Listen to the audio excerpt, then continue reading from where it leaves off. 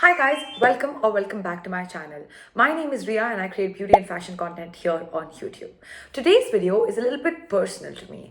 If you want to know how I lost 9 to 10 kgs in the span of over 6 months with great diet and nutrition and strength training, continue watching. And if it's the first time you're ever seeing my face, hi. So I hope this serves as a gentle routine for you to follow in case you want to lose your weight. So without further ado, let's get started.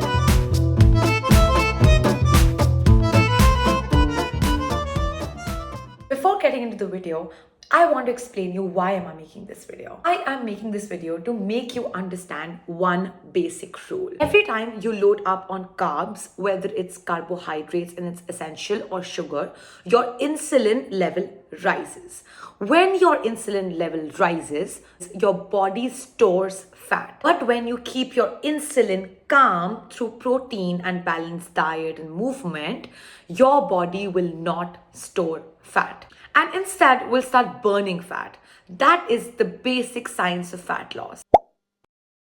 That being said, here are some tips that I want to give you that just changes the way that you'd feel and look, and your skin, your hair, everything's going to change, I promise you. Well, first and foremost is getting the right guidance. I have always been someone who's been active. I am a certified Bharatanatyam dancer. I have joined Zumba classes right and center, and I actually am someone who's always stayed active all my life. But when I came to France and I was on my own, I think a lot of diet changes led me to increase a lot of my weight. So in this process, I hunted for the right guidance, and I'm so lucky to have met Yash, who is the owner of Askknatural, which is a fitness company based off of Bombay. And I took a 6-month nutrition and workout plan from Askknatural.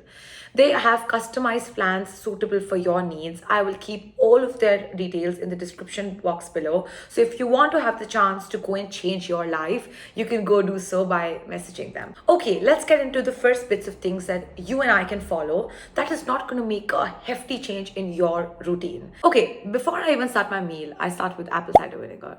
What does apple cider vinegar do? Apple cider vinegar actually helps you, one, control your insulin levels or your blood glucose spike levels. Second, it does not give you a lot of cravings. So, you know, those days when you wake up in the morning and you want to have kachori, or you wake up in the morning and you want to have chole bhature, actually help you prevent that craveness of junk food. And if you mix your apple cider vinegar with a pinch of cinnamon powder, girl, you here have the healthiest form of morning drink that's going to regulate your blood sugar level, that is extremely nice for inflammation, and it's going to better your skin, and it's going to help in digestion. I mean, that is a solid start of the day. Let's start with point number 1, and the most important by far is to actually leave all the carbs in the morning. Breakfast time is a time when your body decides based on what you consume, how much fat is it going to lose the entire day. If you're consuming carbs early in the morning, it's actually doing the opposite of that. What are carbs? Whether it's your breads, pohas, daliyas, parathas, they are all carbs. What do you have to consume instead? I go with Greek yogurt, moong dal chila, eggs in different forms and varieties. So I have a lot of recipes that I create out of eggs. Also, don't forget about the drink that you take. So whether you're a coffee person, a tea person, you can consume both. But please replace your sugar with stevia, because again, it's not going to help you in any way or form if you start your morning with sugar. Tip number 2 is, if you're really craving in the morning a piece of bread, days you can have a replacement of a maida bread. So say a sourdough bread or a quinoa bread is a great replacement. It will give you the crunch, it will give you that texture, and it does not help you increase your blood sugar level that much. That being said, you have to find replacements of your favorite products. You don't have to stop consuming them completely. For lunch, I keep it balanced. This is the time when you can do good with a few carbs here and there. For example, you can take a little bit of rice. I personally prefer red rice over white rice, but sometimes when I'm lazy, I also consume white rice. Remember, the portion of white rice that you take is most important. You can also swap your white rice with quinoa. So each lunch, half of my plate is vegetables and proteins and the other half is carbs, and that works. Another meal is dinner. Now, you need to make sure that your dinner is also full of protein. You can have little carbs, but try to add almost no carbs. When I say carbs, when I try to add something in dinner, I always either add rice, never a chapati, no wheat chapatis, a little bit of quinoa, or a little bit of bread. And this bread can be sourdough bread, this can be quinoa bread, or any other cereal bread that is healthier than a maida bread. For dinner, I just try to concentrate towards protein-rich food. Does that mean I can't consume carbs? No. But 95% of my meal for dinner has to be protein only.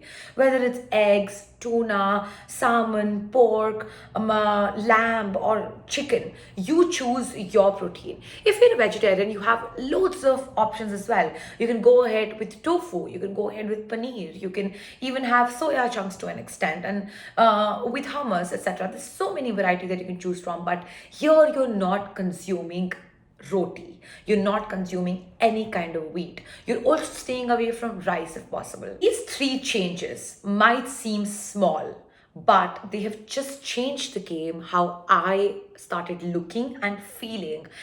It's funny how we all think that gas and bloating and acidity is a part of our life, when you know what? It isn't. If you start consuming the right foods, you will never feel bloated ever again. Another tip that I give to all the people around me who are trying to lose weight is remove juices. Juices are one of those disguised relatives who talk to you really nicely but actually are not happy with your growth. Juices are exactly like that. Juices are nothing but full of sugar, and sugar in its liquid form is actually the worst form of sugar. That's why I told you in the beginning to stay away from sugar in your coffee and tea. Hope this video helped you gain some perspective on weight loss, how you can better yourself, how you can do small little changes by just eating the right things, find replacements for items that you already love and enjoy.